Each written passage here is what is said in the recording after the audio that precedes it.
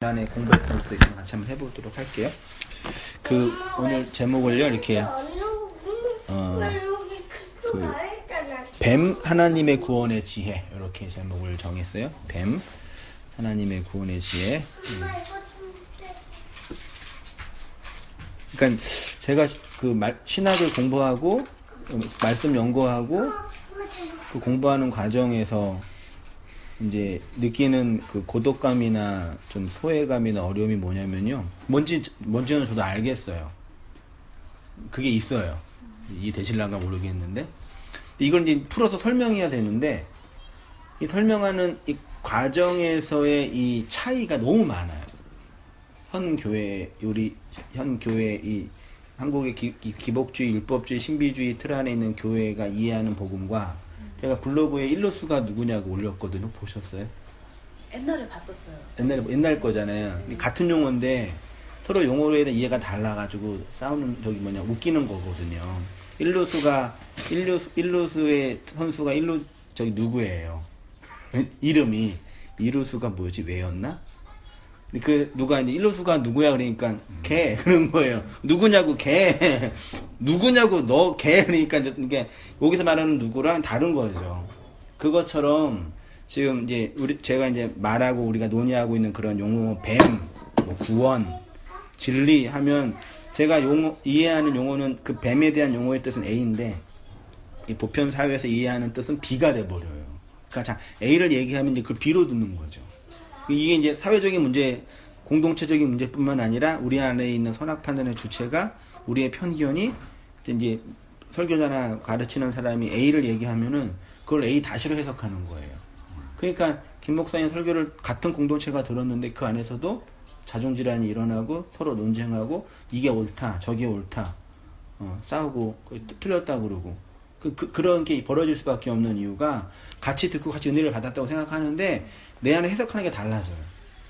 그러니까 이제 여기에서 오는 이제 그런 심리적 저항감이나 해석적인 어려움들이 이제 항상 내재돼 있어요. 그래서 이제 철학적인 공부를 하는 이유가 뭐냐면 그것을 풀어서 이제 우리의 언어로 설명하는 거거든요. 우리의 시대의 언어로. 그 작업이 갭이 너무 길어요.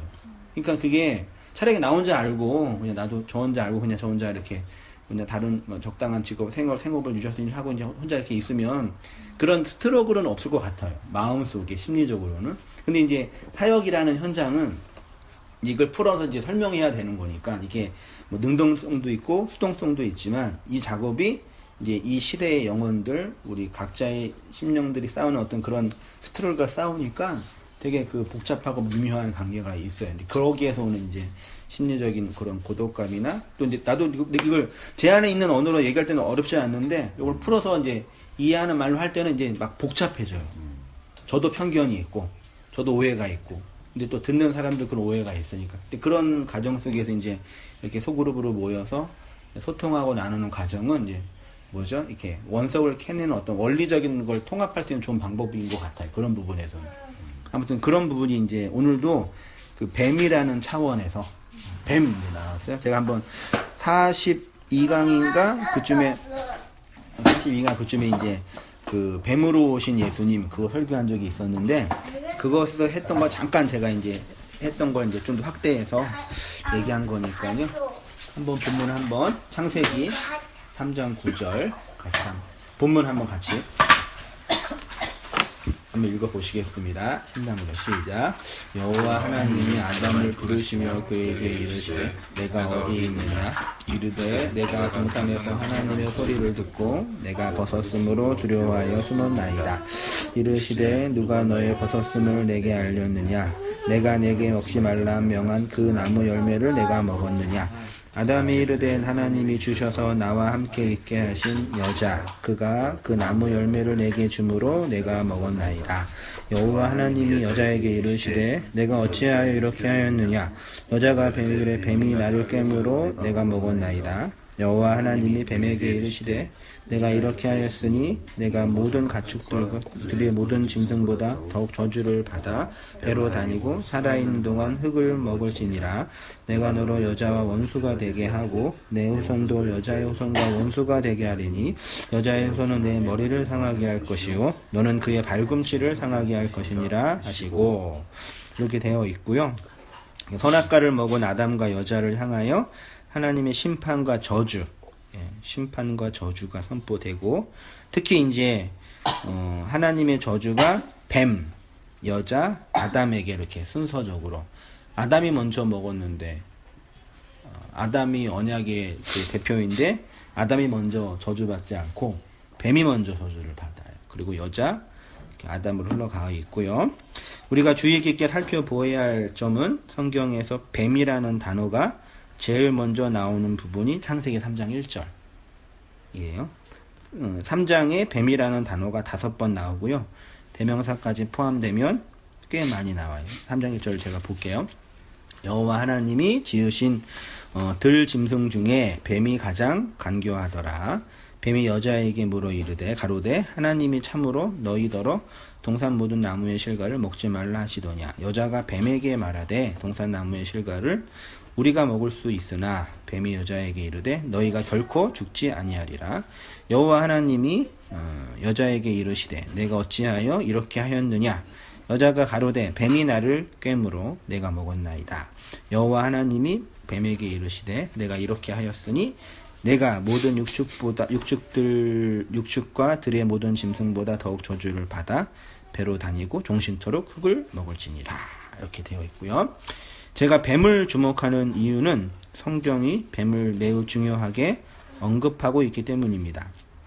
이전 설교 중에 뱀으로 오신 예수에서 언급한 부분이 있는데 오늘은 뱀이란 단어를 중심으로 하나님을 이해하는 것과 우리의 구원과 관련하여 조금 더 깊이 나누도록 하겠습니다. 뱀을 이해하는 것이 하나님과 성경, 우리의 신앙과 구원을 설명하는 데 아주 중요한 부분이고, 이렇게 많은 사람들이 기독교를 오해하고 있는 부분 중에 하나가 뱀에 대한 오해. 뱀 어떠세요? 뱀? 뱀. 느낌 어떠세요? 좋지 않죠. 그 뱀이란 단어가 이제 제가 사전에 있는 거 찾아보니까 히브리어로 나시로 되어 있고, 또 이제 그 나탄이라는 그 큰 바다 짐승. 신약으로 가니까 용. 계시록의 용도 뱀이에요, 사실은요. 그러니까 또 뱀도 이렇게 국어사전뿐만 아니라 백과사전 보니까요, 전 세계 신화에 뱀이 다 나와요. 희한해요. 그 뱀이 다 나오고, 우리나라도 자축이면 진섬 해가지고 12개가 해가지고 이제 땅에 있는 12개의 짐승이 하나가 모아서 뱀이 용이 되잖아요. 그 용이 12개의 짐승을 다 집어넣은 거라며요. 앞에는 사자, 다리는 꼬리는 해가지고 12개의 짐승이 하나가 돼서 승천하는 게 뱀이래요. 좀 되게 뭘 담고 있는 것처럼 느껴지잖아요. 아무튼 이렇게 뱀이 되게 고대 신화부터 지금까지 아주 그 중요한 메타포로 상징적인 의미로 다가오고 있어요. 그래서 또 성경도 창세기 3장 1절부터 뱀이 나오고, 이게 이제 뭐냐? 단순히 우리가 그동안 이해했던 것처럼 사탄이 뱀에게 들어가서 아담과 하를 꼬드겨서 나쁘게 됐냐, 저주를 받았냐, 그런 정도로만 이해하는데 그 안에 되게 풍성한 정말 아주 풍성하냐, 진짜 그 깊은 그런 게 있어요. 그래서 그런 것 편견을 좀 깨시면서 이해했으면 좋겠고, 한마디로 말하면 하나님이 뱀으로 당신을 계시하신다. 결론은 그거예요. 하나님이 뱀이라는 내용으로 하나님이 누굴 설명하는 거예요. 그러니까 우리 문제가 그거죠. 하나님이 당신을 뱀으로 설명했으니 그럼 뱀이 뭐냐? 어떻게 뱀으로 설명되었냐? 뭐냐 이거예요. 볼게요. 하나님을 생각해 보면 이렇게 있습니다. 하나님을 한번 생각해 봅시다. 여러분은 하나님을 생각하면 어떤 생각이 떠오르십니까? 어떠세요? 제가 이렇게 썼죠. 내가 한번 읽어볼게요. 내가 행복하고 번영하기를 원하시는 분이세요? 유승민 선도님 어떠세요? 하나님 우리 최근에 알았는데 아니에요? 아니시던데요? 잘 되기를 원하지 않으세요? 그러면 못 되고 망하기를 원하셔요? 원하신 것 같아요? 네. 어떠셔요? 차 타고 오면서 이렇게 듣는데요.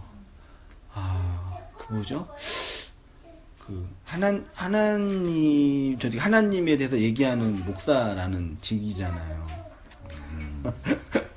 되게 근데 불쌍해요. 왜냐면 본 것도 없고 받은 것도 없고 끼케야 텍스트를 근거로 얘기하는 건데, 그래서 오히려 하나님에 대한 부재가 더 많이 느껴지거든요. 그러니까 그 불신자나 반기독교인은 하나님 없다라고 선언하는 사람들이고 신자는 하나님의 부재를 자각하는 사람들이 아닐까. 하나님이 없음이 나한테 고통으로 다가오는 거죠. 그게 하나님의 있음의 또 다른 표현이 아닐까.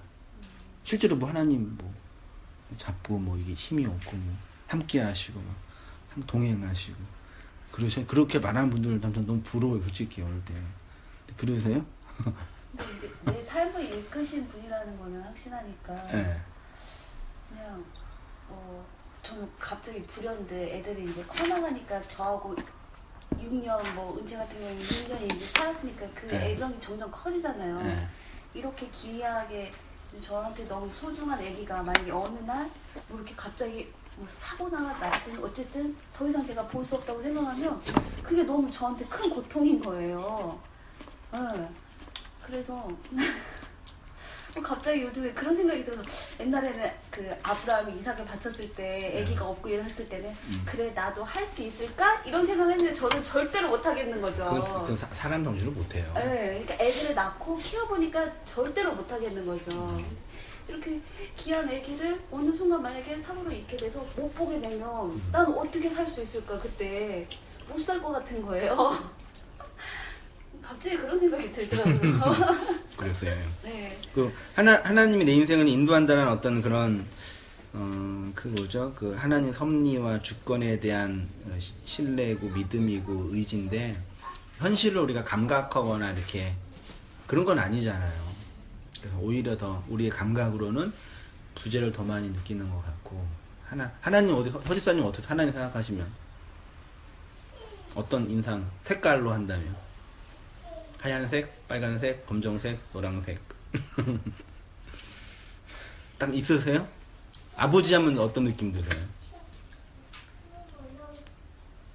어렸을 때 저는 아버지는 그냥 무서운 분 혹은 뭐 술만 마시는 분 같이 있기 싫은 분. 요즘에 TV에 아빠랑 아들이랑 아빠 단둘이 여행하는 프로가 있다고 광고 본 거 같는데 둘 다 부담스러워요. 단 둘이서만 간다는 걸 다 큰 이제 저 같은 나이 된 그런 어른이 그거 되게 재밌을 것 같아요 보니까. 주사님 못 갈 것 같아요? 그러니까 그 아버지는 상이 다 있잖아요. 요즘에 우리 아버지 상하면 저한테는 되게 애절한 게 다가오는데 아무튼 그 상이 있잖아요. 근데 그것처럼 하나님 하면 어떤 상이 떠올라야 되잖아요. 그런 뭐 신비적인 어떤 은혜를 많이 받는 사람은 따뜻하게 나를 위로하시는 분, 혹은 인생에 고난 속에 있는 사람은 내 인생을 태클을 거시는 이상한 못된 할아버지, 뭐 그런 상이 있잖아요. 그렇죠, 그런 상. 이전에는 그냥 사람들이 목사들이 하나님은 좋으신 분이야, 사랑이 많으신 분이야, 네 인생이 행복하길 원하시는 분이야 정도로 가르쳐가지고 그런 줄을 알았는데 지금은 아닌 거 아셨잖아요. 그럼 뭐냐 이게?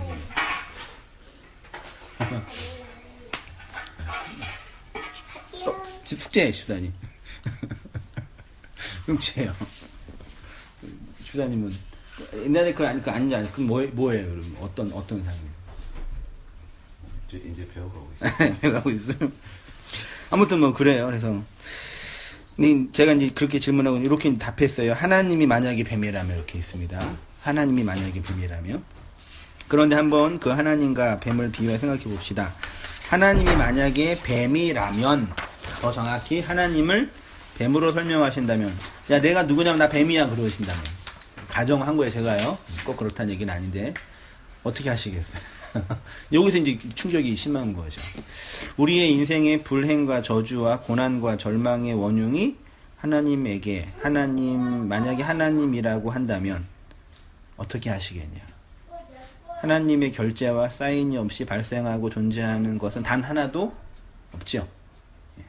그러면 우리 인생, 인간의 역사 속에서 발생하고 있는 그 모든 일들은 모두 하나님의 주권과 섭리와 계획 안에서 발생하는 거죠. 뱀으로 오시는 하나님이요. 더 많은 신학적인 연구와 논의가 필요하겠지만 결론부터 말씀드리면 하나님은 우리에게 뱀으로 오신다. 뱀으로 계시하신다. 중요한 것은 그 뱀을 내가 어떻게 이해하고 받아들이느냐. 결론은 이 부분은 하나님이 당신을 뱀으로 하신다는 얘기예요. 창세기 3장에서 과거에 수천 년 전에 계시한 사건을 통해서 지금도 우리에게도 여전히 뱀으로 오시는 거예요. 뱀으로 오시는 거예요. 그럼 그때 이제 우리한테 어떤 문제가 생겨요? 내가 생각했던 뱀에 대한 편견이 들어오잖아요. 그러면 이제 여기서 이제 스트로크가 일어나는 거예요. 내가 생각했던 뱀은 무서웠고 혐오의 존재였는데 하나님이 뱀으로 나한테 설명한다고 여기서 하나님이 뭐가 말씀하시려고 하시는 의도가 있는 거거든요.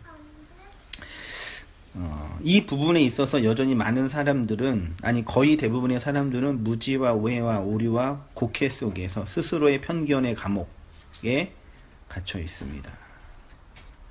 왜 결국 인생의 문제는요, 결국 제가 결론 내리고 헤게모니 문제 같아요.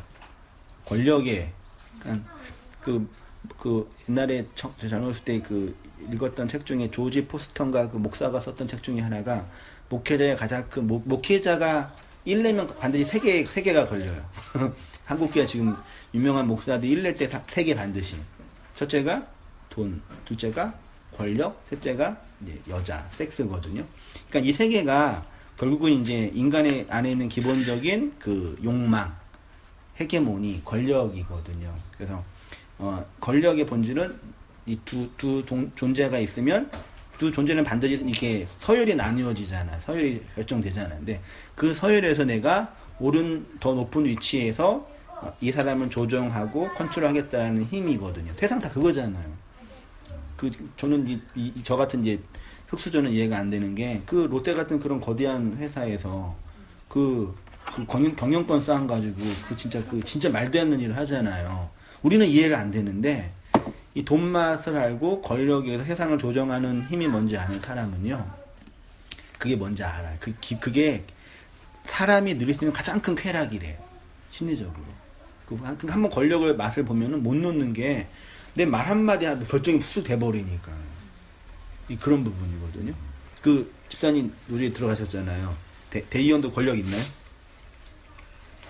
있어요? 뭐 발언권, 선택권 있어요? 내 말 하나에, 내 선택 하나에 돈이 왔다 갔다 그러고. 그런 거 있을 거 아니에요. 거기에서 이제, 거기서 이제 내 존재감이 확인되는 거거든요. 근데 하나님이 뭘 말씀하고, 그런 분에서 우리가 갖고 있는 우리만의 어떤 심리적 편견들이 있단 말이에요. 근데 신앙은 정확하게 그게 이제 죽는 거예요. 그래서 저주받은 거예요. 그런 의미에서. 세상은 그것들을 절대 죽이지 않고 단지 억압당하는 거거든요. 근데 복음은 그것들을 하나님의 진리로 죽여. 하나님 살아계신 게 분명하다니까요. 세상은 그게 없으니까요. 그런 부분에서. 그래서 제가 그걸 이제 스스로의 편견의 감옥. 우리가 다 각자가 자기가 만들어 놓은 울타리의 감옥에 갇혀 있어요. 그러니까요. 피해망상증, 조현병 걸린 사람의 특징은 뭐냐면, 나라는 자아가 이렇게 있고 나를 규정하는 환경이 있잖아요. 이 환경을 내가 조작해서 만든 환경이에요.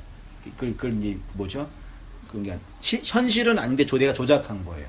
그게 이제 병이고, 우리는 현실을 조작해서 만든 거죠. 딱딱딱. 아무튼 그게 이제 스스로의 편견의 감옥인데, 정신분열증, 그러니까 조현병의 증상 중에 피해망상증이라는 것이 있습니다. 모든 사람들은 어느 정도 피해망상증의 증상을 가지고 있습니다.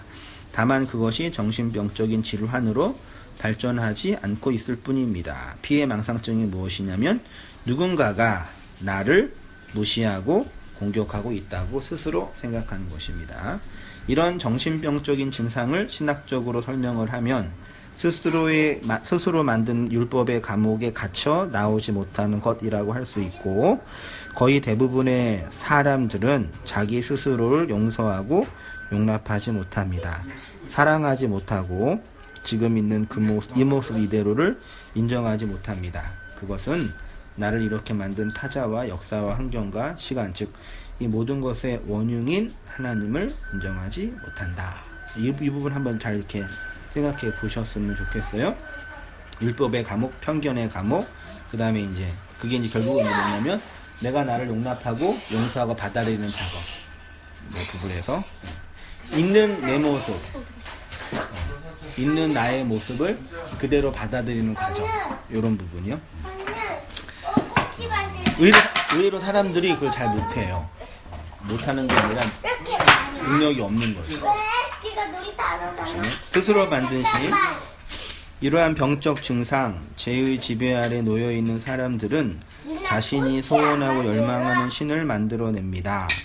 이것이 선악과 먹은 인간의 선악 판단의 주체이고 자기 사랑이고 자기 합리화입니다. 스스로 만든 그 신은 나에게 소망과 희망을 주는 신이어야 한다고 인간이 하나님을 규정하고 정의합니다. 자기가 만든 율법 안에 하나님을 가둡니다. 인간이 하나님을 만들어낸다는 것입니다.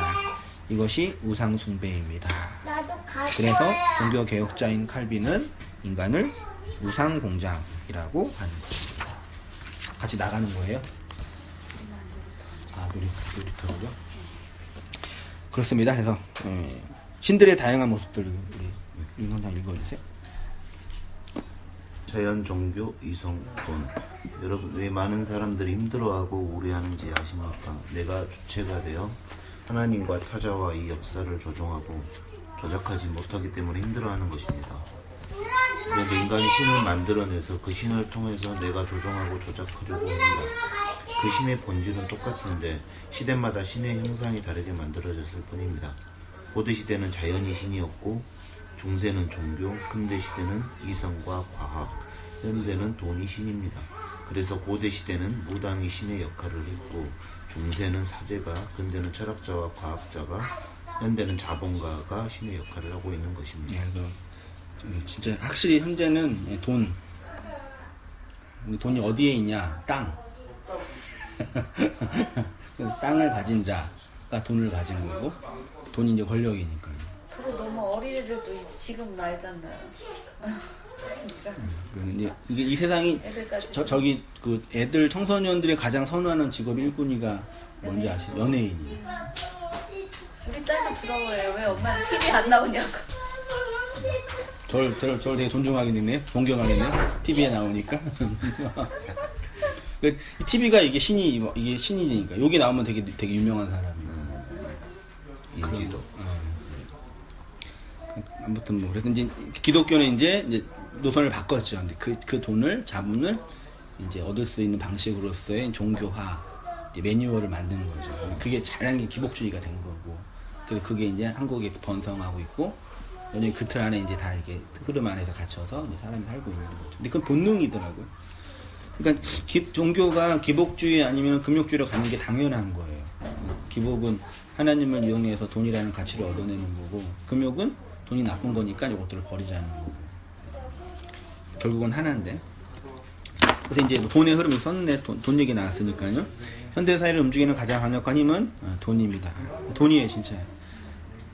지긋지긋한 아유 지긋지긋한 심사인데 교회도 먹고 신학도 돈이 교리가 됩니다. 가정도 돈에 먹히고 그 누가 청소년인가 젊은이한테 범죄를 저지르면 10억을 준다 하겠냐 한 80% 한다 그랬나 50인가 갔다 와서 한 2년 살겠냐 살겠다 2년 일해서 10억 벌 수 있냐고요. 그런 생각, 그러니까 모든 걸 다 이게 뭐 자본화해요. 돈으로 환원하더라고요. 대한민국이 하루에 자살이 50명인가? 30분에 1명 죽어요, 자살로요. 근데 이제 그 자살에 대한 사회적인 비용을 계산을 하는 거예요. 그 자살이 왜 나쁘냐? 사회적인 비용이 많이 드니까 나쁜 거예요. 그러니까 그것도 돈으로 계산하는 거예요. 아무튼 뭐 이래저래 이 돈은 뭐죠? 그 필요하고 없어서는 안 되고 중요한 가치고 또 삶의 뭐 내용이고 중요해.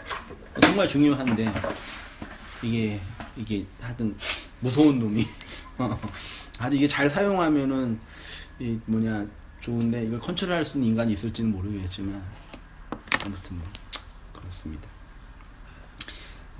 사람들은 돈이 되는 일을 추구하며 살아갑니다. 그래서 이 세상이 어떻게 흘러가고 있는지 돈이 어떻게 흐르고 있는지 확인하면 금세 알 수 있습니다. 돈이 흐르고 있는 거. 개인의 삶도 이제 마찬가지죠. 그 행복 지수를 평가하는 것 중에 하나 엔겔 지수가 있잖아요. 엔겔 지수가 높으면 삶의 질이 떨어지는 거잖아요. 그러니까 돈이 어떻게 그 가계의 돈이 어떻게 사용되고 있느냐, 그게 이제 결정되고, 개인도 마찬가지고요. 그 다음에 이제 그 국가나 사회 단체나 어떻게 쓰고 있느냐, 그게 필요한 거죠. 아무튼 뭐 이제 오늘날 신은 돈이다. 돈이 신이다. 그러면 이제 기복주의는 그 돈을 하나님의 이름으로 추구하는 거고, 염세주의나 금욕주의는 돈 나쁜 거니까 없는 게 당연한 거다. 그러니까 망하는 게 하나님의 뜻이다. 그렇게 솔직히 인생을 살다가 많은 분들이 이게 망하고 재정적인 어려움을 겪잖아요. 그리고 실제로 이게 우리 성도님 뵈면은 그런 어려움을 겪으신 분들이 좀 이렇게 철이 들 수 있어요. 그건 분명한 사실이에요. 그렇지만 오히려 더 이렇게 각박해져요. 돈에 대한 욕망이 없는 사람이 강해, 있는 사람이 강해요? 있는 사람이요? 없는 사람도 오히려 강해요. 오히려 돈을 되게, 이 돈에 대한 이렇게 그 각박하고 마음씨 여자가 예쁜 사람이 예쁜 자매가 여자가 마음 착해, 못생긴 여자가 마음 착해요? 어때요? 어떻게 생각하세요, 집사님? 뭐 여자는 없겠지만 인생이 이제 보편적으로 우리 편견으로는 예쁜 여자가 못할 것 같잖아요. 근데 의외적으로 예쁜 여자가 마음이 착해요. 못생긴 여자가 더 마음이 나쁘어요. 왜냐면 왜 그런지 모르겠는데 돈도 마찬가지예요. 이게 뭐죠? 돈이 없는 사람이 더 마음이 각박해요. 다 그런 건 아니겠지만 있는 분은 오히려 여유로워요. 여유롭고 되게 착하고 따스하고, 없는 사람은 건들면 막 때리잖아요. 그리고 그분 건들면 안 돼요. 있는 분들은 건드려도 이해한다고. 이게 이제 우리 돈의 이 양면성인 것 같아요. 여유, 삶의 이 여유. 그러니까 김동수 목사 설교 듣는 분이나 김영호 설교 듣는 분들이 이제 이게 그분들이 심리적으로 보면은요 되게 각박해요. 그랬잖아요, 우리가요. 근데 각박한데 그걸로는 잘 못 살아요. 그러니까 이게 온 땅의 성도님들이 이게 보면요, 이 목회적으로는 되게 다루기가 힘든 분들이에요. 이해되실란가? 되게 똑똑한 아들 다루기 힘들잖아요. 어쩌면 이제 제가 다룬다 그러면 그렇지만 이렇게 어쨌든 리더니까 이렇게 인도해야 되니까. 그러니까 그런 중에 하나가 어떤 신학적인 지적인 어떤 열정이 있는데, 한편으로는 이게 한번 대고 상처받고 틀린 것 속에 고통받아 보니까 이 각박한 게 있어요. 그때 독소가 나온다니까. 그러니까 진리를 깨닫고 복음적인 이해가 했다고 마음이 넓어지진 않아요. 그걸 몰라요, 본인들은. 내가 진리 때문에 당하는 고난이라고 하는데, 성격이 들어와서 당하는 고난인데 그걸 모르시는 거예요. 그러니까 그걸 좀 이렇게 각박하니까 이게 여유가 안 되니까 높은 데 올라가서 이 조망, 그러니까 두 가지를 해야 돼요. 어떤 삶의 열정을 가지고 열심히 올라가든지, 아니면 좀 높은 곳에 올라가든지 조망을 좀 하든지. 그러면 좀 이게 좀 어떤 내용이 되는데, 이게 둘 다 안 돼 버리니까 그냥 이렇게 마음속에 진리를 깨달았다는 어떤 기쁨. 그러니까 그렇게 예를 들어서 이렇게 이런 이렇게 기존 교회 상처받고 모여서 하는 그런 모임이 좋은 점이, 그런 이걸 버리고 왔다는 점도 있지만 마음속에 그런 각박함이, 상처라 그럴까요? 그런 이게 긴장감이 있어서요. 오히려 쉽게 그런 부분에서 마음을 열거나 나라는 존재 전체를 풀어내는 게 만만치 않아요. 그만큼 인간이 복잡해요. 그러니까 그게 뭐 이런 진리 말씀하면 들어가지고 깨졌다 그러고 얼마나 깨졌겠어 인간이, 그런 부분에서. 그런 부분에서 이제 뭐라 그럴까, 그 사람과 존재를 이해하는 폭이 넓어야 되는데, 이제 그런 한국교회도 이제 그런 어간인 거. 그동안 한국교회는 이제 그런 기복주의나 왜곡된 율법주의에 갇혀 있어서 이제 그런 진보적인 신학을 가진 분들이 좀 이렇게 깨트리고 공격했는데, 그런 어간에 이제 왔는데 그렇게 흘러가고 있는 것 같아요. 그런 부분에서. 아무튼 뭐 그런 시대에, 그런 진단이 형성되는 시대에 우리는 어떻게 이제 있어야 되냐, 어떻게 살아야 되냐, 신학적인 차원뿐만 아니라 삶의 질의 차원에서도 그런 부분, 그러니까 생각해 보면서 이렇게 고민했으면 좋겠고요. 뱀이 뱀을 삼킴. 이런 인간을 구원하기 위해 하나님이 어떻게 오셔야 하냐면 내 본성이 욕망하고 소원하는 그 신을 파괴하는 하나님으로 오셔야 한다. 그래서 뱀으로 오셔야 돼. 그 예수님께서 오셔가지고 맨 처음 오셔가지고 회개하라 그러셨고, 그래서 뱀으로 오신 거예요. 내가 욕망하고 바라는 어떤 상들을 뱀이라는 실체로 깨트리시는 거죠. 그래서 하나님이 자신을 뱀으로 계시하신 것입니다. 출애굽기 4장 3절이요. 여호와께서 가라사대 그것을 땅에 던지라. 곧 땅에 던지니 그것이 뱀이 된지라. 지팡이에요. 모세의 지팡이죠. 지팡이는 하나님의 인도하심의 메타포거든요. 하나님이에요. 모세의 지팡이는 하나님이었잖아요. 맞잖아요. 근데 그 뱀을 그 지팡이를 던졌으니까 뱀이 됐어요. 그 하나님의 인도하심을 상징하는 그 지팡이가 역사 속에 던져지니까 사람들에게 뱀으로 보이는 거예요. 여호와께서 모세에게 이르시되 내 손을 내밀어 그 꼬리를 잡으라. 그가 손을 내밀어 그것을 잡으니 그의 손에서 지팡이가 된지라.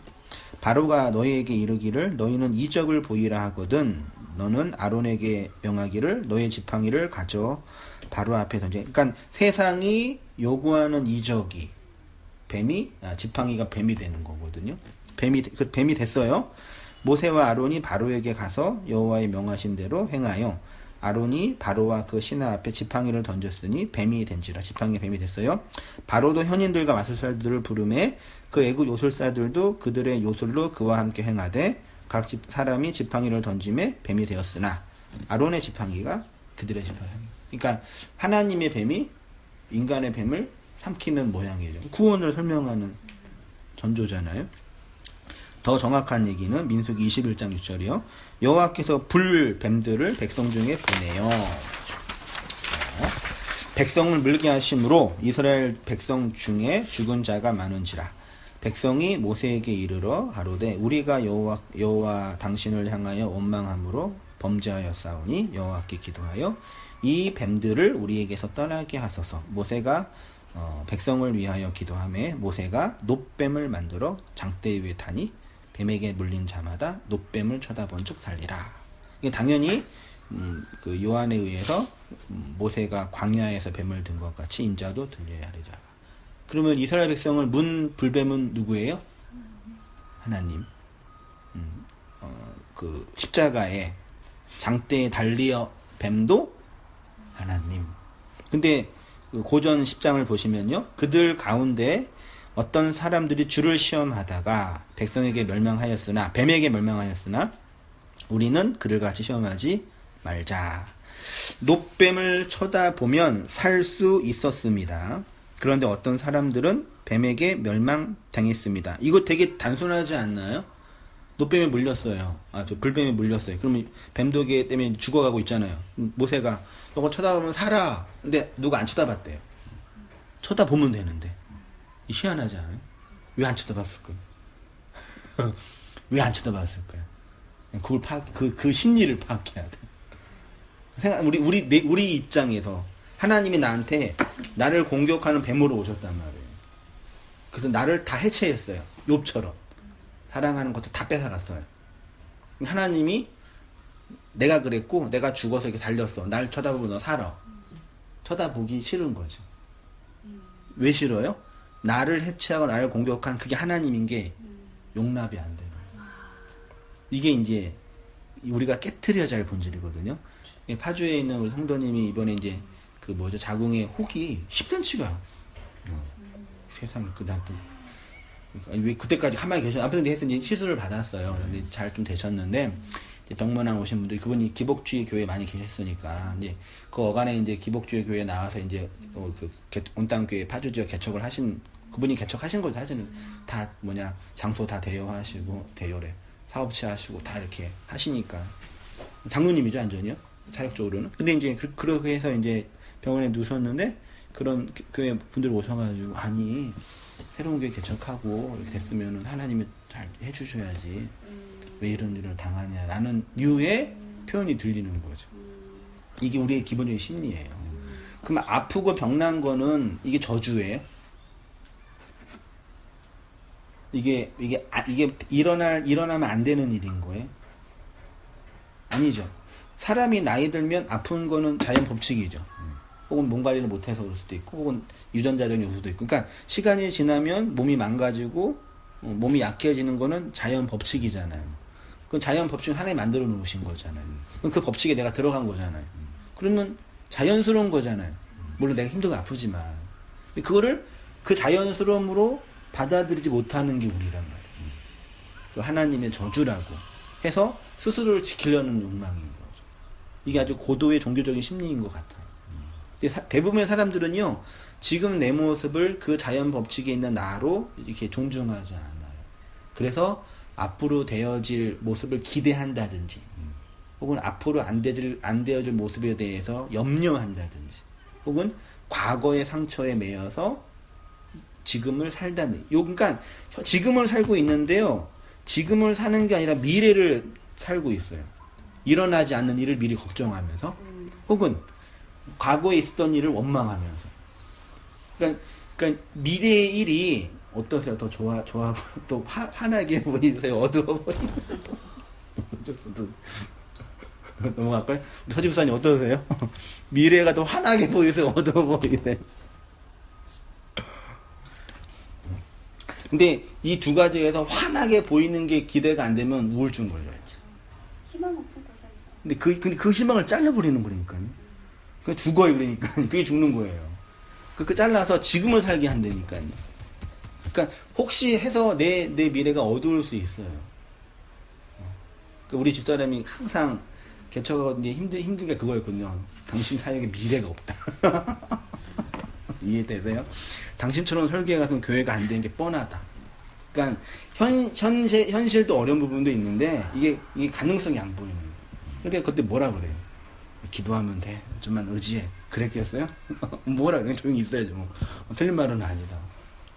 그게 우리 인간의 보편인 거니까. 근데 하나님 그 미래를 이렇게 자르세요, 이렇게. 현재를 살게 해요. 근데 과거도 마찬가지예요. 반대로. 대부분의 사람들이 다 과거에 얽매여 있어요. 그래서 이게 정신분석이나 심리치료나 이런 거 이렇게 좀 하나 보면요. 10년 전에 있었던 일을 지금도 기억해서 그때 아빠가 나한테 뭐 해서 때려가지고 지금 안 때리시거든. 그리고 1년에 그리고 한번 화낼 때 한번 때린 거예요. 항상 그러지 않았어요. 근데 그것만 기억해. 아버지가 돈 주고 학교 보내주고 좋은 거 해준 거는 기억 안 나고. 왜 그럴까 인간이. 그러니까 현재를 못 살아요. 그래서 그 복음의 진리는 현재를 산다는 얘기는 그 쾌락주의자들처럼 현재를 즐겨라 그런 개념이 아니거든요. 이 복음적인 진리를 가지고 그 하나님을 의지하면서 살라라는 표현인데 그걸 왜곡하는 사람이 쾌락주의자들이죠. 자기 멋대로 한 사람들이. 그런 부분. 그러니까 하나님이 나를 문 불뱀이라는 걸 용납하는 것 자체가 나의 죽음이거든요. 이 대부분 다 우리 교회 다니는 분이나 예수님 믿는 분들은 철학을 공부하니까요. 왜 우리 기독교 이 모양이 됐냐면 철학자들이 이해하고 있는 기독교가요. 딱 교회가 이해하는 기독교. 그분들 다 성경도 본 분들이거든요. 다 알아요. 근데 딱 교회에서 이해하는 그 틀로 알아요. 교회가 그 수준이에요. 그러니까 그분들은 내용을 몰라. 진짜 내용을 몰라요. 껍데기만 알아요. 공부는 하셔가지고 이해는 한데 그 복음 안에 있는 그 내용, 예수가 의미하는 그 복음의 의미를 먼저 몰라요. 이런 얘기 몰라요. 근데 교회가 그러고 있다니까요. 목사들이 그러고 있고. 그러니까 똑같은 거죠. 그러니까 말하자면. 차라리 철학자들은 그 인간에 대한 이해를 설명할 애는 쓰지. 이건 교회는 그냥 기도하세요. 열심히 하세요. 하나님 복 주세요. 그렇게. 시간 뺏고. 그렇게 해가지고 교회 이렇게 해가지고 그게 저항감이 이제 오는 거예요. 우리들한테. 아무튼 그 문제예요. 그래서 이거 이제 어떻게 이제 해결해야 되냐가 이제 중요한 문제인데. 노뱀을 쳐다보면 살 수 있었습니다. 그런데 어떤 사람들은 뱀에게 멸망당하였습니다.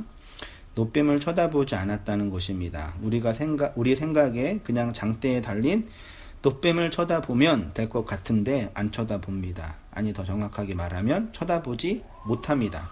나를 문 그 노뱀을 쳐다볼 수 없고 보기 싫기 때문입니다. 뱀독에 죽어가고 있는데도 쳐다보지 않습니다. 나를 문 그 뱀이 하나님이라는 것을 도저히 받아들일 수 없기 때문입니다. 혹은 자신이 독뱀에 물려 죽어가고 있다는 것을 자각하지 못하는 거죠. 영적인 문둥병. 몸이 아프고 뱀에 물려서 이제 5시간 만에 죽는데 뭐 해야 돼요, 집사님? 물렸으면 해독제 넣어야 되잖아요. 말씀과 진리를 그 해독제로 해석해야 되거든요. 그래서 그 말씀을 사모하고 의에 주려 목마른 존재가 되는 거죠. 하나님의 독화살에 맞았으니까. 그래서 옛날 신화에 큐피트가 있잖아요. 큐피트가 뭐냐면 이거 화살로 쏴가지고 그 화살에 맞으면은 사랑하게 되는 거잖아요. 똑같다니까요. 딱 그 사랑하는 호르몬 20대에 딱 나오고 30살 넘으면 안 나. 죄송해요. 꼭 나쁜 것만은 아니에요. 그러니까 그걸 사람들이 좀 인간을 좀 이해 못하는 거죠. 이게 그것처럼 우리 그 진리가 우리한테 떨어져가지고 이제 맞힌 거죠. 그래서 이제 그 독이 퍼져가고 있는 거죠.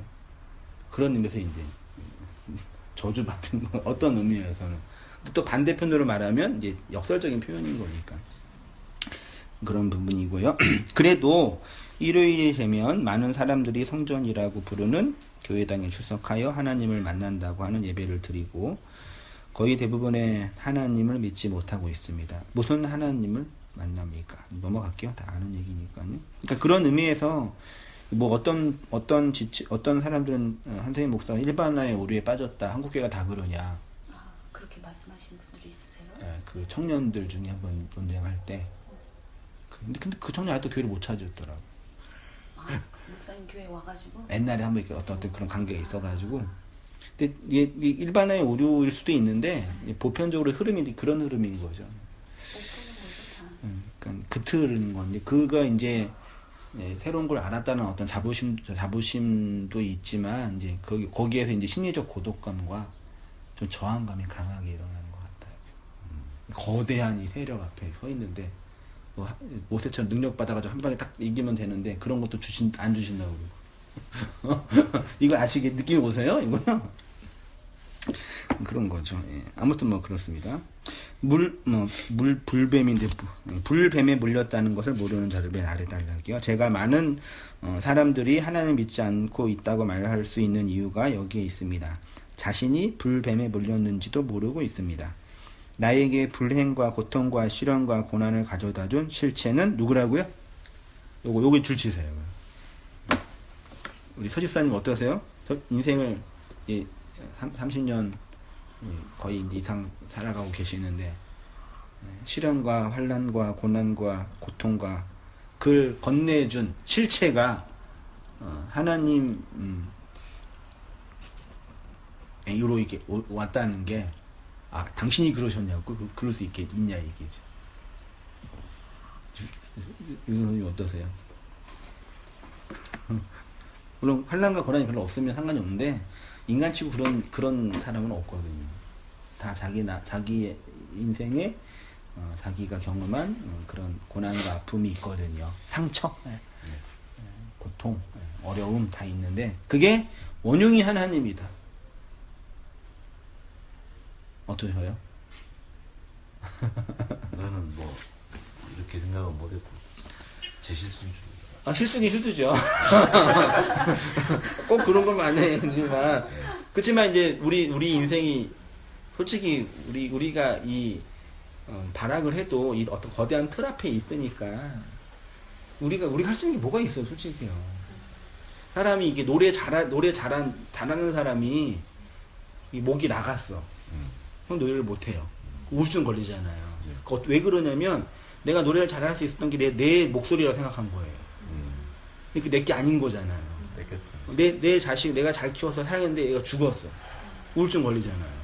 왜냐면 내 건 줄 알았는데 근데 실제로 내게 아닌 게 들통난 거니까요. 그래서 힘든 거예요, 사람이요. 근데 그걸 인정하는 게 신앙의 훈련인데 그게 이제 우리의 죽음과 동반하는 거죠. 그게 이런 원리. 우리가 경험하는 모든 것들의 원흉이 잘된 건 하나님의 축복이라며. 하나님의 감사의 은혜고 그 감사한 것도 냈잖아요. 근데 이제 안 된 거 어려운 것들도 하나님이 인도하신 거잖아요. 섭리하신 거고 심지어는 죽으라고 던진 거. 죽어! 찌르는 거잖아요.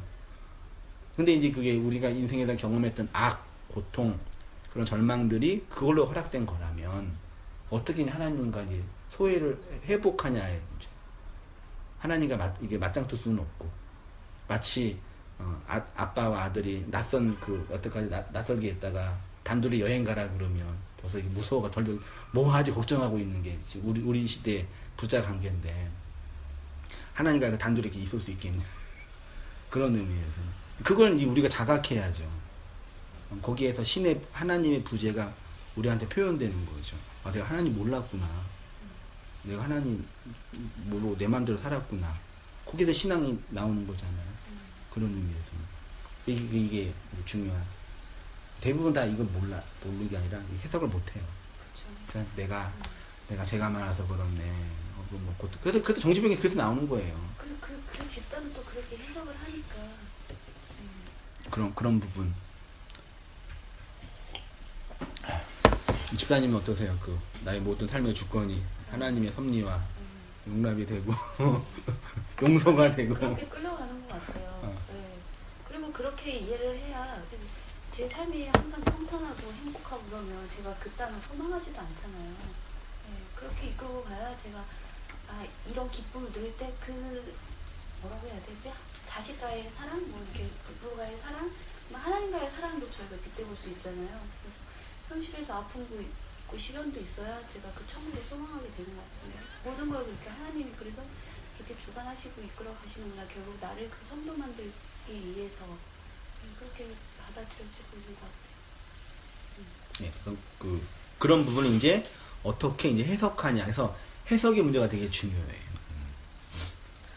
그러니까 철학자들도 이제 그 현상학자들이 말하는 게 이제 언어의 해석에 이제 옛날에는 언어의 표피로 봤잖아요. 근데 요즘 이제 해석을 하거든요. 우리는 기독교도 이 해석이 이제 문제거든요. 아까 1로서 2로서 얘기했던 것처럼 누구가 후라고 막 이해하고 있는데 그게 사람 이름인지 모르는 거예요. 나는 사람 이름으로 얘기했는데 이 사람은 누구로만 얘기하니까 말이 안 통하는 거예요. 딱 교회 얘기를 하니까요. 하나님이 다 뱀을 건네주었는데 그 뱀을 무서운 실체로만 보는 거예요, 자꾸요. 내용이 있거든요, 뱀의 내용이. 그걸 안 보고. 그래서 이제 그런 부분에서 해석하는 능력이 필요한 거예요. 그래서 이제 그 해석을 누가 하냐? 해석한 사람이 누구냐 할 때 지혜로운 사람이라고 있죠. 그래서 성경에서 지혜로운 사람이 구원받는다. 지혜로운 사람이 의인이다. 지혜로움의 반대가 뭐예요? 미련한. 그 미련한 사람을 악이다. 미련하면 게으르다. 이렇게 표현한 거예요. 그 지혜가 있어야 되는 거예요. 그래서 성경은 그 지혜를 구원이라고 하고 지혜로우니까 세상을 관망하고 해석하는 거죠. 설명하는 거죠. 해석. 애들은 자기가 왜 이렇게 설명을 못 하잖아요. 우리도 마찬가지죠. 저도 가끔 화가 나는 게 다 사신 거예요, 집사님 책을요? 예, 저거. 그 어거스틴 책은 아직 못 샀어요. 안 샀어요? 네. 그 크리스찬 다이제스트로 사세요. 네. 네. 그것까지 얘기해 주셨어요. 너무 많아가지고. 엄청 많더라고요. 저도 몰랐는데 뭘 사야지? 20년이나 살고 이제 저는 이제 안 샀으니까 철학 대단한 분이 그 책은요. 근데 어거스틴. 존 버년이 이제 회심을 한 1년 반 가까이 이제 회심의 전야가 있는 거예요. 1년 반 가까이 거의 정신병자처럼 아침에 목사님 가는데 이제 베드포트 강가에 이제 물오리가 떠가고 있는데 그걸 보면서 우는 거예요. 정신병자야 지금. 왜 우니까 쟤네가 너무 부러운 거예요. 나는 이렇게 하나님 주권자의 그 권능과 심판 앞에서 놓여서 이 도덕적인 피조물로 고통을 받고 있는데 얘네들은 너무 행복한 거예요. 너무 부러운 거예요. 그래서 나라는 존재가 그렇게 있다라는 그런 자각 속에 그런 부분에서 내가 스스로 나를 선택한 거는 없잖아요. 내가 뭐 하나님 나 이런 모습을 만들어 주세요. 그런 적 없잖아요. 중고등학교 때 이제 키가 작아가지고 그런 컴플렉스도 항상 있었고 나 왜 키가 작지? 왜 이러지? 근데 그럼 어떻게 할 수가? 우유를 많이 안 먹었나? 근데 우리 둘째를 보니까 유전인 것 같아요. 그게 타고난 거잖아요. 근데 성격도 그래요. 성향도 그러고 심지어 IQ나 공부도 그러고 노력하면 된다 그러는데 그는 좀 좋은 사람이 노력해야지 되는 거지. 아무리 해도 안 되는 사람은 안 돼요. 공부 머리가 있긴 있어요. 맞잖아요. 그러니까 내가 지금 내 모습 속에 내가 선택하고 내가 만들어낸 내 모습은 거의 없다고 전 보여져요. 그 어떤 거대한 힘에 의해서 조정되고 조작된 나라는 게 자각이 될 때, 근데 강아지나 고양이는 의식이 없으니까 상관이 없는데 인간만 의식이 있으니까 미치고 환장하는 거죠.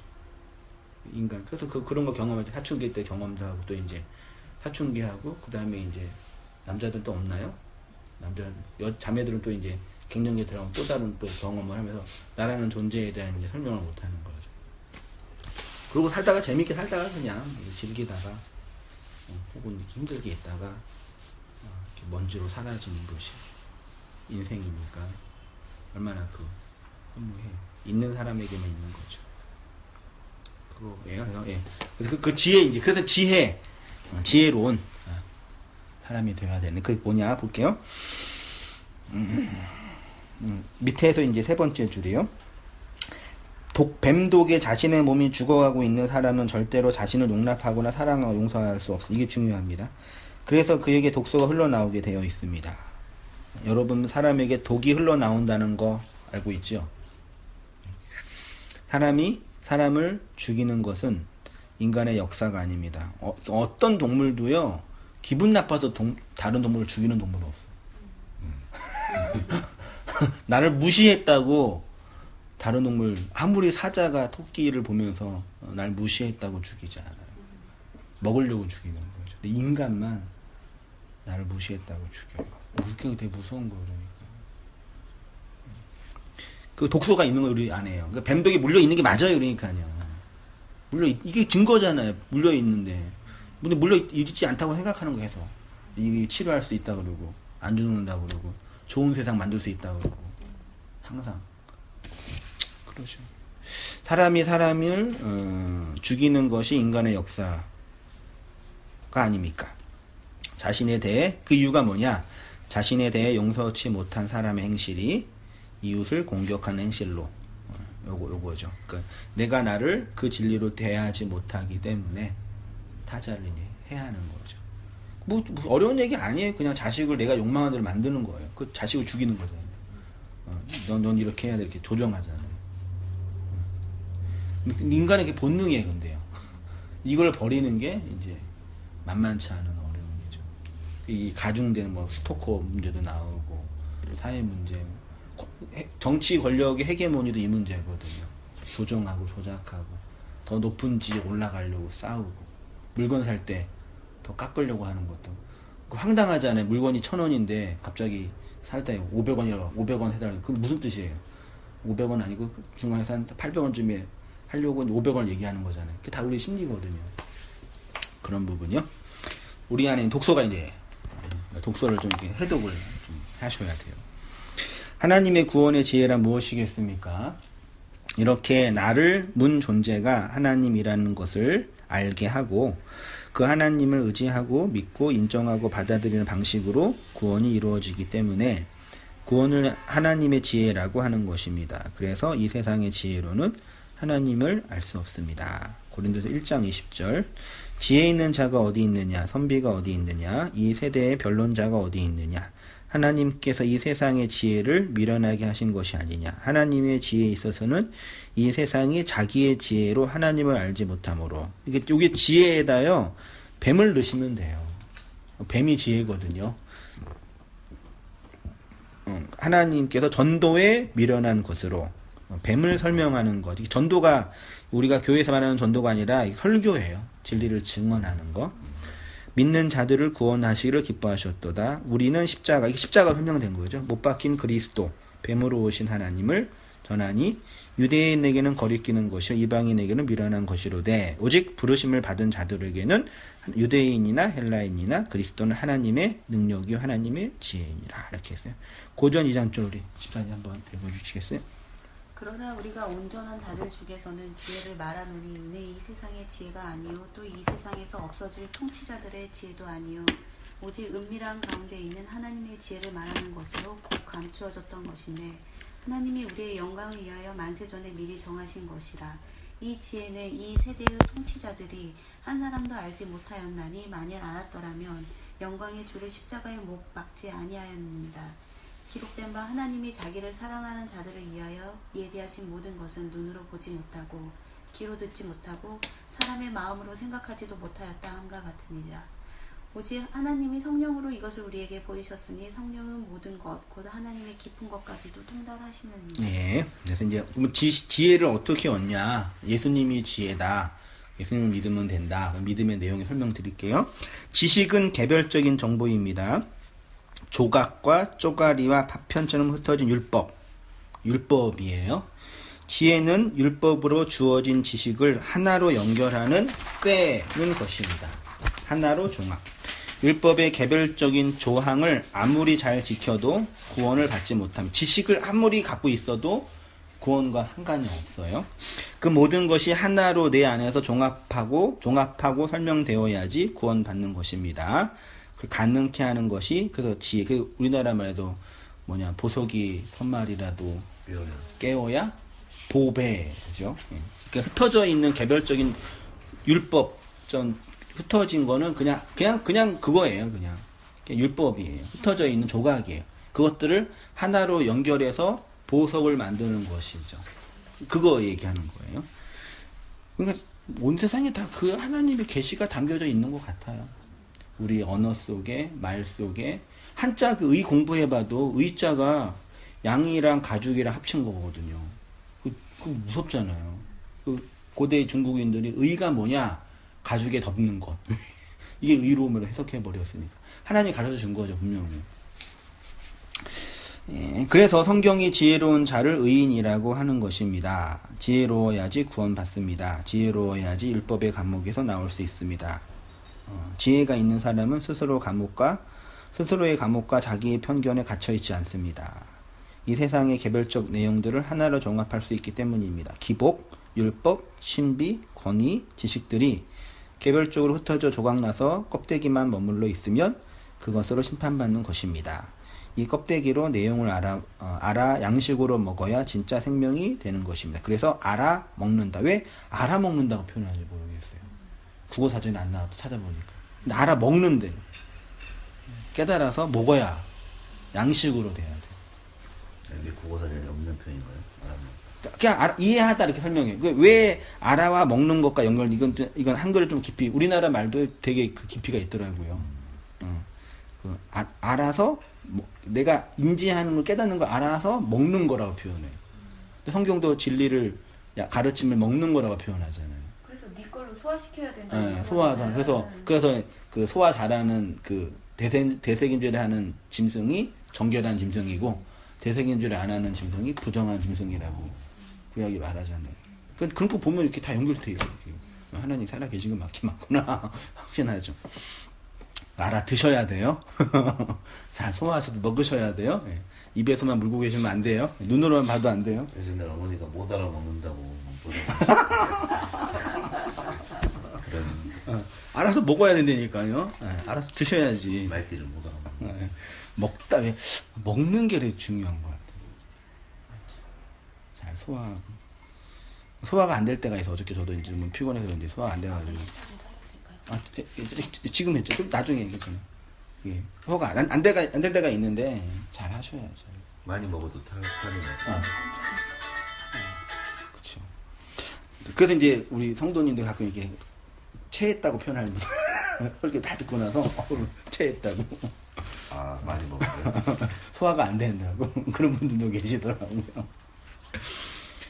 소음과 노래. 예. 성도의 삶은 자신의 인생을 아름다운 운율로 작곡하는 것이 할 수 있습니다. 하나님이 우리에게 주신 개별적인 음이 우리 자매들 중에 노래하는 자매, 피아노 치는 자매 있거든요. 도, 레, 미, 파, 솔, 라, 시 7개예요. 그 개별적인 음은 그냥 소음이잖아요. 근데 그거를 이렇게 화성학으로 이렇게 연결해서 작곡을 해야지 음률이 나와요.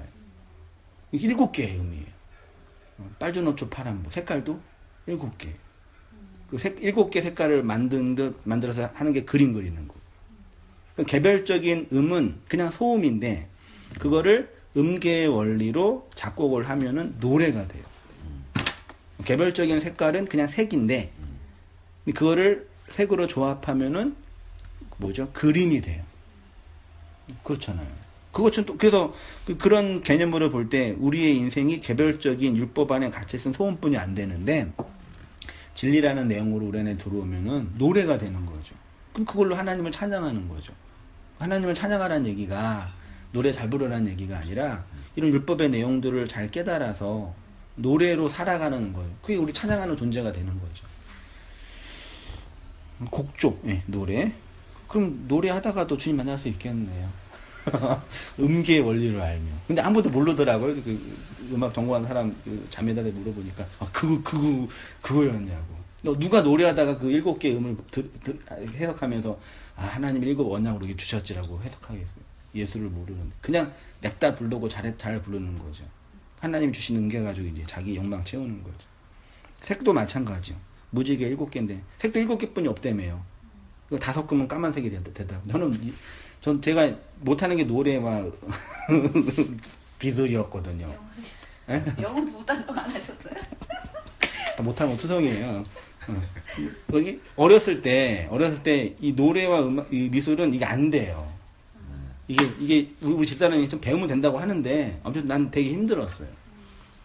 못하는 게 뭐가 다 내 얘기 나왔는데 그래요. 그 예술하는 사람이 거의 신의 경지에 올라가야지 잘하잖아요.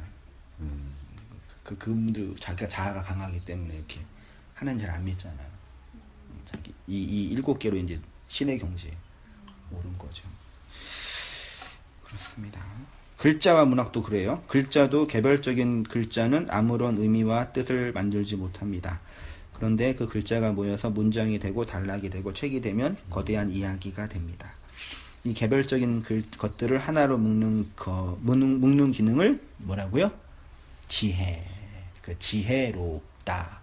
그래서 솔로몬이 이 복음을 알고 뭘 구했어요? 지혜를 구했잖아요. 1000번. 천이라는 완벽하게 주어진 언약을 통해서 지혜를 얻잖아요. 근데 그걸 또 교회에서는 1000번제를 드렸어. 1000번의 예배를 드렸어. 됐다고 해가지고. 하나님 올 때 빈손으로 오면 안 되고. 10,000원씩만 내면 1000번이면 10,000,000원이고. 또 1,500제도 생겼어요. 어느 교회. 20,000원만 해도 2,000,000원인데. 그런 성도 한 50명만 있으면 교회 문제 없죠. 우리도 좀 어떻게 해볼까? 이런 식으로 이게 내용은 모르고 껍데기만 다 열심히 냈다 지키는 거예요. 1,000번째 하는 게 나쁜 게 아니죠. 뭐 그거 자체가 뭐가 문제겠어요. 열심히 예배 드린다는데. 근데 내용이 뭔지 모르는 거예요. 7 음을 통해서 이 노래 안에 언약에 담겨져 있는 걸 모르고 열심히 노래 부르러 노래 잘하는 그 가수가 똑같은 거라니까. 자기를 이게 세우는 종교적인 의의가 되는 거죠. 그렇습니다. 그 지혜로우신 분이 바로 예수님이고, 예수님을 그래서 믿어야 돼요. 믿으시죠? 너무 단순한 질문이에요? 네? 별 얘기 없어요? 복음은 성경은 별 얘기 없어요. 예수님 믿으시죠? 이 예수를 믿어야 돼요. 그 지혜로우신 그 예수를 믿어야지. 일루수가 누구야? 누군데? 그 누구가 그 누군지를 모르니까 맨날 누구라 그러는 거예요. 근데 그 누구가 그 누구란 걸 알면 그 누구가 그 누구였냐고. 그 알면은 아는 거잖아요. 그 예수도 그 예수를 알아야 되는데 이상한 예수를 아는 거예요. 그 우리 교회 자매 중에 이제 2년 전에 조현병 지체가 있었거든요. 와가지고 오자마자 이제 환상을 얘기하는 거죠. 기도하지 마세요. 성경 보지 마세요. 그랬어요. 근데 이번에 그 친구가 또 친구를 데리고 왔어요. 똑같은 얘기하는 거예요. 지금 자매님이 믿고 있는 예수님 있지요? 이 예수님은 내가 알고 있는 예수님과 다른 예수예요. 이 예수 아니라고요. 근데 다 이렇게 그렇게 믿고 있는 그 예수님 믿어야 돼요. 하나님의 구원은 뱀의 지혜입니다. 하나님의 구원은 뱀의 지혜입니다. 그래서 이 복음을 전하는 제자들을 향하여 뱀같이 지혜로워야 한다. 뱀의 지혜를 전하는 거예요. 뱀으로 오신 예수가 구원의 지혜니까요.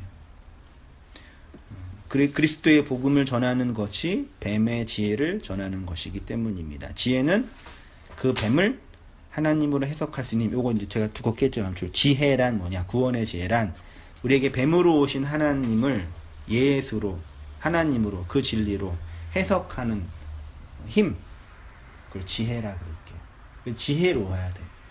예수님 분명히 우리 얘기했잖아요. 그럼 신앙의 훈련은 뭐겠어요? 이거죠. 신앙은 무엇을 배우는 것이냐면 모든 것이 합력하여 하나님의 선을 이룬다는 것을 배우는 것입니다. 그 합력이 지혜의 과정이고, 지혜가 없으면 합력하여 선을 이룬다는 걸 모르죠.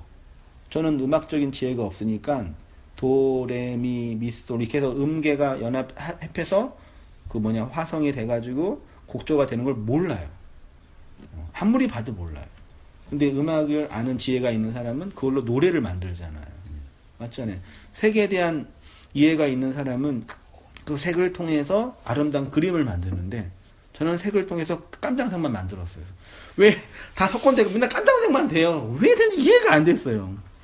근데 색을 알았으면 그렇게 잘 그렸을 텐데. 똑같아요. 신앙도요. 이 세상의 모든 우리에게 주어진 모든 것들, 선, 악, 죄악, 고통, 좋은 거, 나쁜 거, 그 모든 것들이 하나님의 지혜로 설명되면, 감사함으로 받으면 버릴 것이 없는데, 감사함으로 받는다는 얘기가 다 감사하다가 아니라 그 진리를 인정하는 거예요. 그래서 힘들어요. 힘든 거랑 감사한 거랑 다른 영역이에요. 그 진리를 받는데 내가 인정하기도 싫고 화도 나지만 그래도 받아들이는 거예요. 이 무슨 그냥 좋고 막 항상 뭐 매야 그게 아니라 그걸 하나님 주권을 인정하는 태도죠. 그게 이제 협력하여 선을 이루는 거고요. 지혜가 없으면 모든 것을 하나로 협력하지 못합니다. 그러면 그에게 하나님은 선이 없는 것입니다. 하나님의 선이 없는 것입니다. 여전히 악에 빠져 있게 됩니다. 예수님은 악에서 구원해 달라고 기도하라고 하셨습니다. 우리가 경험하는 모든 것을 선으로 합력하는 능력이 없으면 우리는 악에 빠질 수밖에 없습니다. 우리가 악에 빠지지 않기 위해서는 무엇을 해야 하냐? 지혜가 있어야 해요. 그래서 뭐 해야 돼요? 지혜를 구하는 거죠. 어떻게 해요? 계시된 성경과 성령의 은혜를 통해서. 그래서 모든 성경은 어려서부터 성경을 알았나니 성경은 능히 너로 하여금 그리스도 예수 안에 있는 믿음으로 말미암는 구원에 이르는 지혜. 구원에 이르는 지혜예요. 성경을. 그래서 설교는 성경을 근거로, 아무리 철학적인 사상이 깊어도 설교할 수 없는 거예요. 아무리 철학적으로 깊고 오묘해도 그걸로 진리를 증언할 수 없어요. 진리는 성경을 근거로 하는 거예요. 그래서 성경을 근거로 모이는 거예요. 교회는요. 성경에 대한 관심이 없는 사람은 진리를 증언을 못 들어요. 그런 의미에서. 그래서 성경을 공부하는 거예요. 성경을 배우고. 그래서 너희 중에 누구든지 지혜가 부족하거든 모든 사람에게 후히 꾸짖지 아니하시 하나님께 구하라. 그리하면 이 지혜가 이제 공부 잘하는 지혜나 삶의 지혜가 아니라 이런 지혜예요. 세상을 그리스도의 진리로 조망하고 감망 해석하는 해석 능력이 있어. 마치 해석 능력은 뭐냐면 몸 건강하시죠? 면역력 좋으세요? 집사님 건강한 편이세요? 집사님 튼튼하세요? 네, 해석 능력을 말하자면 면역 능력이에요. 병균이 우리 안에 몸에 들어오는데 해석 능력이 있으면, 면역 능력이 강하면 그 병균과 싸워서 내 몸을 지키잖아요. 해석 능력은 이 세상에 있는 것들, 선악을 진리로 해석해서 내 것으로 받는 거잖아요. 그게 지혜고요. 그건 해석을 잘해야 돼. 설명을 잘하고. 음악에 대한 조예가 없는 사람이 음악을 들으면 그냥 좋은 거지 해석을 못 하잖아요. 성경을 해석해야지. 근데 성경을 읽으면서 성경을 암기하고 암송하고 능력이라 생각하면 되겠어요. 해석을 해서 어떤 의미인지를 알아야죠. 그래서 지혜를 구하는 거예요. 그런 의미에서 해석을. 감사의 훈련이란, 신앙은 하나님이 주신 모든 것을 감사함으로 받는 훈련입니다. 내가 경험하는 악을 감사함으로 받은 훈련을 하는 것입니다. 내가 경험하는 고통과 좌절과 눈물과 아픔과 서러움과 공포와 두려움을 감사함으로 받는 훈련을 하는 것입니다. 그것을 지혜라고 합니다. 하나님의 지혜의 핵심은 예수 그리스도입니다. 그래서 예수 그리스도를 믿는 것이 기독교이고 뱀으로 오신 예수 그리스도를 믿는 것입니다. 예수를 믿지 않고서는 어느 누구도 하나님의 지혜를 알지 못합니다. 예수가 뱀으로 나에게 오신 것을 알고 그 예수가 노뱀이 되어 장대에 높이 달린 것을 쳐다봐야지 뱀독으로부터 치유될 수 있습니다. 잘 믿고 지혜. 한 줄 소감. 집사님은 좀.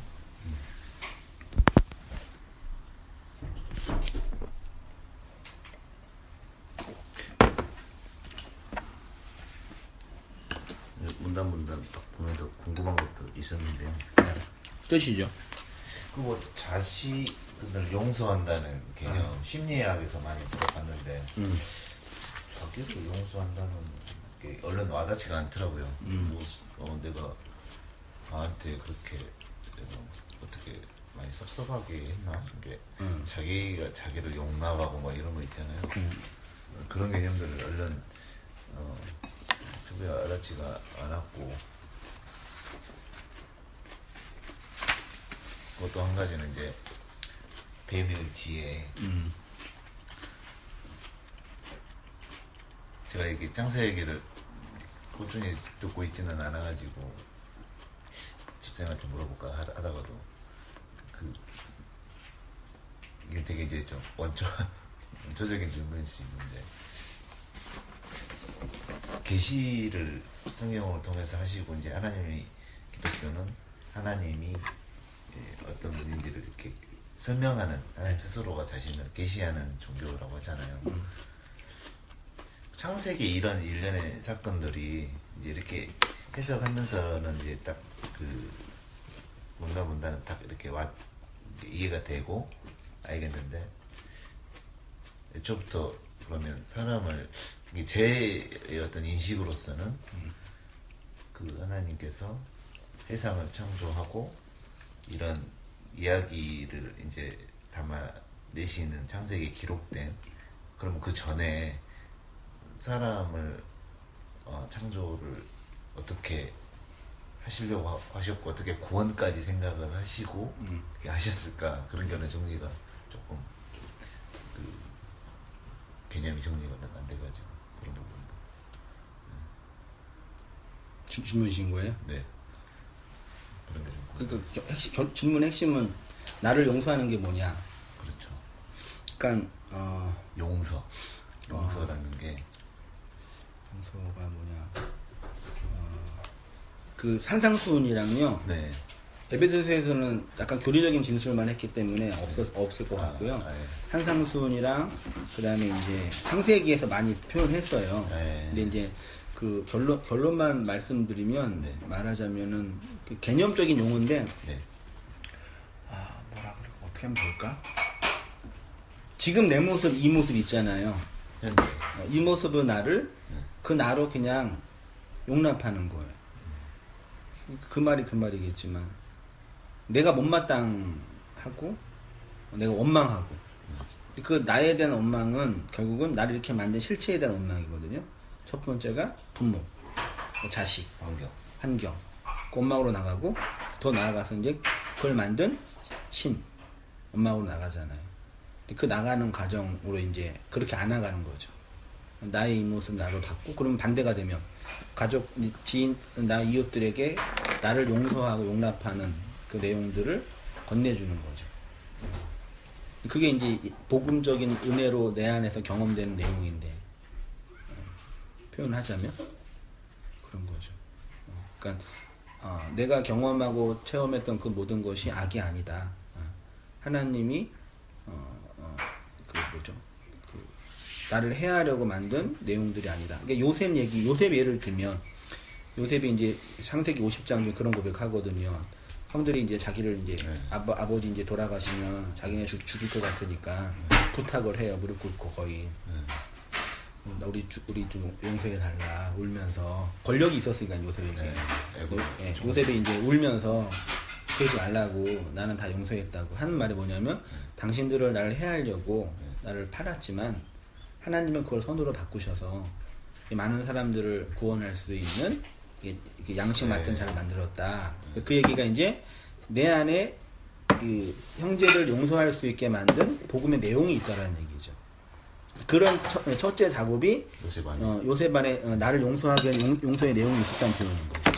그러니까 용서란 얘기는 너 안 죽일게, 됐어, 오지 마, 그게 아니라 나를 용납하게 하는 그 복음의 내용이 있기 때문에 그걸 건네줄 수 있는 거예요. 그게 예수님 십자가에 죽으셨을 때도 저들을 용서해달라 기도했던 거고 스데반도 그렇게 기도했잖아요. 그러니까 이 사람들 해코지 하겠다는 얘기가 아니라 인간의 기본적인 존재 양식에서 하나님이 나를 구원하고 나를 새롭게 하는 그 내용이 내 안에 있기 때문에 그걸 건네줄 수 있는 거죠.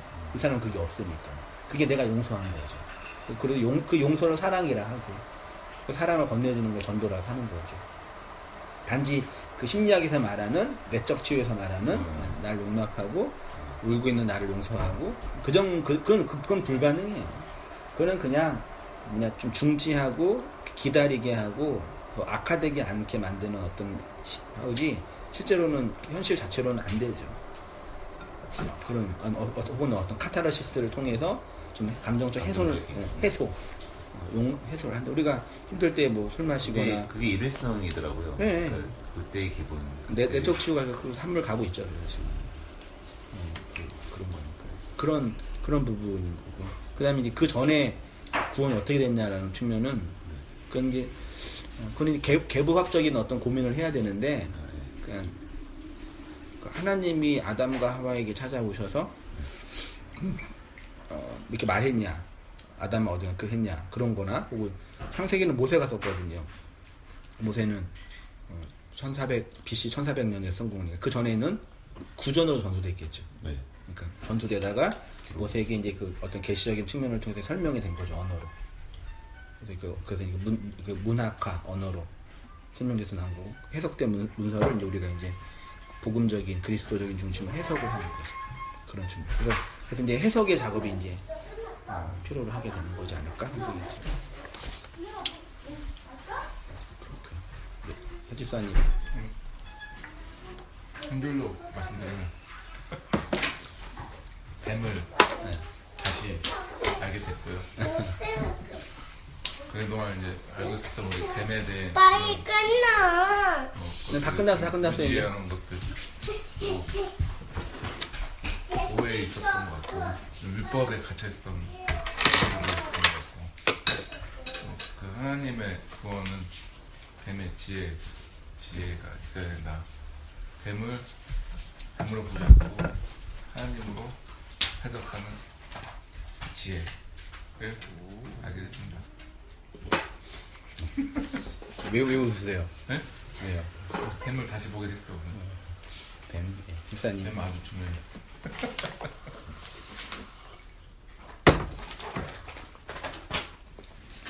그러니까 결국 그 하나로 보는 거잖아요, 하나님을. 그게 세상으로 보면 세상은 나의 욕망을 확장하고 나의 자아를 실현해야 되는데 성도만이 그렇게 못 살게 되니까 세상이 보면 저주이지만 근데 또 이 세상 밖에서 나와서 성도의 입장으로 살아가면 또 그게 축복이거든요. 결국에 처음에는 그게 저주로 당연히 여겨질 수밖에 없죠. 그걸 저주로 보게 되고 그 저주에서 힘들어하지만 결국 하나님이 계속 그 저주 안에 가둬놓는 것은 아니고 결국 그 저주를 축복으로 이제는 받아들이게 되고 그 세상을 이제는 용서하게 되고 세상을 이해하게 되잖아요. 내가 왜 이 세상을 살아가는지. 그러니까 가진 자가 되니까 없는 자들이 다 보이고 그 없는 자들한테 나눠줄 수 있는 거고. 그러니까 어떻게 보면 그 전에 세상에서는 계속 그 자아와 확장이나 욕망 추구로 인해 그 안에서 갇혀서 스스로를 계속 괴롭히면서 살 수밖에 없는 구조였는데 나오게 되니까 그런 게 이제는 그런 게 중요하지 않는 거니까 그렇게 사는 자들이 불쌍하게 보이고 얽매여 보이는데 복이죠. 그러니까 참 복이죠. 그게 그 복을 구해야 되는 거고.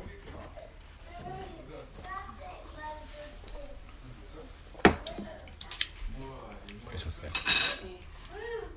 뭐 잘했다고? 그래서 저는 감사해요, 참. 그래서 그 하나님이 너무 좋고.